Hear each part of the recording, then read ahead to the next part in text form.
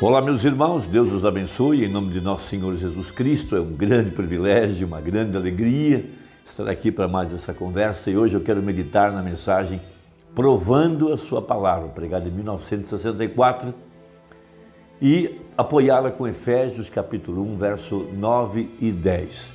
Nós estamos vivendo um tempo muito glorioso para a igreja de nosso Senhor Jesus Cristo. Esse é o tempo que a Bíblia chama de as bodas do Cordeiro, não a ceia, as bodas do Cordeiro, a ligação entre a cabeça e o corpo. Por isso, o profeta pregou na mensagem um paradoxo, pregado em 65, que haveria um novo Efésios, porque o livro de Efésios mostra o que Deus está fazendo para devolver à igreja tudo aquilo que ela perdeu lá em Gênesis, voltando à condição original.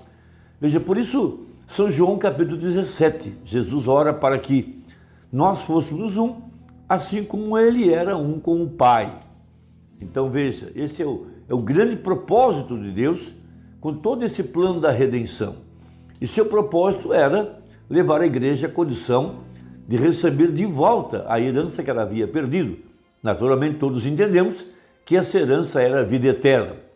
E só há uma forma de vida eterna, é Deus morando no indivíduo. E uma vez que Deus esteja ali está então a restauração da árvore noiva. Veja, agora a igreja vivendo da seiva da árvore, e essa seiva é o Espírito Santo para produzir, veja, a mesma vida que estava em Jesus Cristo. Então a promessa de Deus para trazer isso de volta, a estação apontada, veja, é aqui no tempo do fim, nessa era efesiana, dentro da era do Laodiceia, essa obra redentora apenas para a verdadeira igreja. Então diz assim o apóstolo São Paulo, referindo-se a essa era, para mostrar o que Deus está fazendo, para retornar a igreja ao poder completo, à plenitude da divindade, onde todas as coisas são colocadas debaixo dos nossos pés, onde nós voltamos a viver da árvore da vida, a produzir o fruto prometido de acordo com a Escritura. Então veja, descobrindo-nos o mistério da sua vontade, segundo o seu beneplácito que propusera em si mesmo. Verso 10, esse é o versículo que eu quero dar ênfase, Efésios 1, li o verso 9, agora vou ler o verso 10. De tornar a congregar em Cristo todas as coisas, na dispensação da plenitude dos tempos, tanto as que estão nos céus, como as que estão na terra. Isso é algo muito grande. Essa junção, essa unidade, essa conexão não poderia ser feita sem o ministério de Malaquias capítulo 4. É justamente essa ligação, veja, entre a cabeça, que é Cristo, e o seu corpo, que é a igreja, que aparece então o ministério de Malaquias 4, que é o mesmo anjo de Apocalipse 10:7, que é o mesmo Espírito Santo, para juntar os dois. Por isso Paulo fala, grande é esse mistério, digo, porém, de Cristo e a igreja. Então, nós queremos saber como que isso vai ser feito. Veja, então a igreja está recebendo de volta tudo que ela perdeu. Veja, e ela perdeu a sua herança, ela perdeu o título de propriedade. Então, o livro de Efésios mostra como Deus está fazendo isso aqui no tempo do fim. Por isso haveria uma igreja efesiana, e essa igreja efesiana é essa ligada à cabeça, aonde Cristo, a palavra, está em harmonia perfeita com o seu corpo, porque seu corpo é a verdadeira igreja. Então, 222 dessa mensagem, veja, e o Filho do Homem está se revelando no mesmo poder que ele era, veja, abre aspas, não através da era da igreja, através de justificação, santificação, todas essas coisas, mas o Filho do Homem. Quem é o Filho do Homem? A palavra. E a palavra é mais viva poderosa do que espada de dois gumes, e discerne os pensamentos que estão no coração. O que ele teve de fazer? ele tem de provar esta palavra. Então, o título da mensagem é Provando Sua Palavra. Então, se isso tudo está certo, que ele é o mesmo ontem, hoje e eternamente, e que seria a manifestação do Filho do Homem aqui no tempo do fim, veja, o Filho do Homem é a palavra. Agora, não apenas a pregação, mas a demonstração de poder. Então, veja, a palavra de Deus é viva e eficaz, e ela discerne os pensamentos do coração.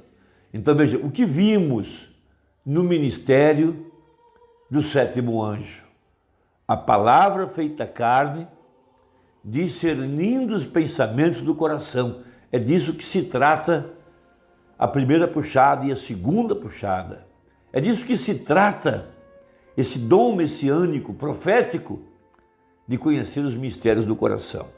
Veja, note isso, quando vemos acontecer, veja isso, da mesma forma quando ele esteve aqui no princípio, a coluna de fogo, que coisa? Provando que ele é Hebreus 13:8, disse Jesus, Jesus Cristo é o mesmo ontem, hoje e eternamente. Veja, ele é o mesmo Cristo que estava no deserto com Moisés. Quantos sabem que a Bíblia diz isso? Ontem foi Cristo quando Paulo estava falando, aqui hoje, no Novo Testamento. Então o Filho do Homem, o mesmo Cristo, no último dia, está vendo? Agora, quero saltar para o 236, algo muito importante. Veja, como é que as coisas que estão nos céus e na terra seriam ligadas aqui no tempo do fim? Quem faria essa junção? Quem, pois, apontou para a Virgem prudente que o esposo estava descendo? Veja, ali estava o ministério do Filho do Homem. Ele tinha que juntar as duas coisas. Ele tinha que juntar o corpo e a cabeça, a exemplo de João Batista na primeira vinda. O que fez João? João conectou a igreja ao ministério do Filho do Homem. Esse foi seu trabalho. Por isso, a voz disse para o profeta, quando ele batizava as pessoas no rio Ohio: assim como João Batista foi enviado para precursar minha primeira vinda, tu e a tua mensagem precursarão a minha segunda vinda. Então veja, 235. Agora, dizemos que ele ressuscitou dos mortos. Eu não disse isso, a palavra que disse. Eles disseram, ele ressuscitou dos mortos. Ele disse que ele é o mesmo ontem, hoje e eternamente. Você crê nisso? Ele prometeu que essas coisas aconteceriam no último dia, que o mesmo Filho do Homem se manifestaria. Agora veja, vamos analisar o parágrafo 236. Veja, provando sua palavra. Agora lembre-se, não era Jesus aquele que conversava com Abraão lá. Veja, que podia discernir os pensamentos na mente de Sara atrás dele. Esse não era Jesus. Mas, quando perguntaram a Jesus que sinal haverá de tua vinda, ele disse, como foi nos dias de Ló? Quem era aquele homem? Por isso que Jesus Cristo, tomando 3 dos seus discípulos, subiu no Monte da Transfiguração e lhes revelou a sua segunda vinda. E a Bíblia disse que ele se transfigurou.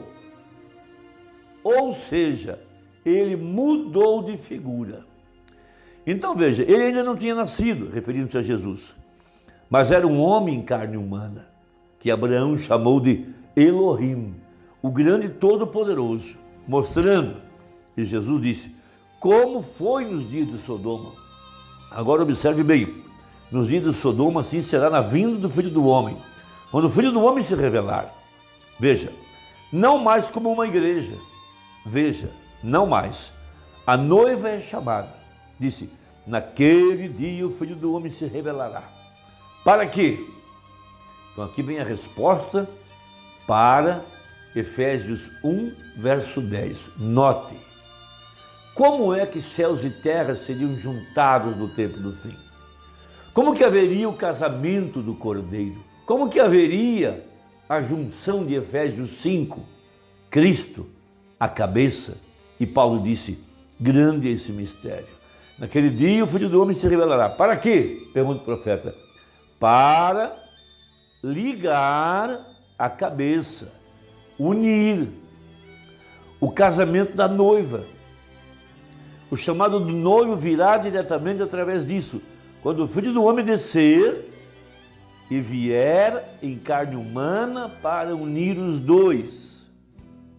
A igreja tem que ser a palavra, e ele é a palavra, e os dois se unem. Para isso ser feito, será necessária a manifestação da revelação do Filho do Homem. Mais claro do que isso é impossível. Já está revelado, está na mensagem, basta-nos crer. Então o título da mensagem é Provando Sua Palavra. E ele pôde provar que a palavra estava encarnada quando ele se punha diante da audiência, e ele podia conhecer os mistérios do coração. Muitas vezes se colocou de costas para a audiência, a exemplo do anjo que se pôs de costas para Sara. Então ali estava a palavra feita carne. Então Jesus, o Espírito Santo, pôde chegar até onde estava a palavra.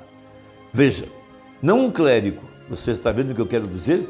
Veja, é o Filho do Homem, Jesus Cristo, que descerá em carne humana entre nós e tornará sua palavra tão real que unirá a igreja e ele como sendo um, a noiva. E então ela irá para o lar, para a ceia das bodas, não para as bodas, para a ceia das bodas. Ela já está unida. Veja, vamos para a ceia das bodas. Veja, o que é o arrebatamento? Veja, o arrebatamento é ir para a ceia das bodas, quando a palavra aqui se une com a pessoa e os dois se tornam um. E então o que faz isso? Então manifesta o Filho do Homem novamente. Não os teólogos da igreja, o Filho do Homem. A palavra e a igreja se tornam um. Seja o que for que o Filho do Homem tenha feito, ele era a palavra e a igreja faz a mesma coisa. Como ele provou a si mesmo no decorrer das eras? Através de profetas que podiam falar a palavra e conhecer os pensamentos. É assim que ele era conhecido, prometido na era da igreja. Viria nem mesmo noite nem dia, mas no entardecer, quando o Filho do Homem seria revelado, isso viria novamente. Haverá luz no entardecer. O que ele faz? Ele prova a sua palavra. Essa é a Escritura, irmão. Esse é o nosso Efésios, juntando céus e terra. Para isso seria necessário que a palavra se tornasse carne.